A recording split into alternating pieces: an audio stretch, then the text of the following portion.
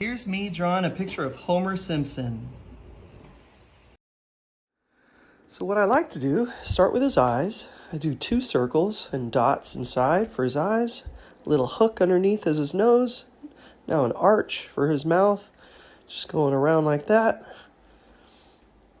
And then he's got a big hook. It just goes up and around over for his head. And then a little crescent arch for his ear.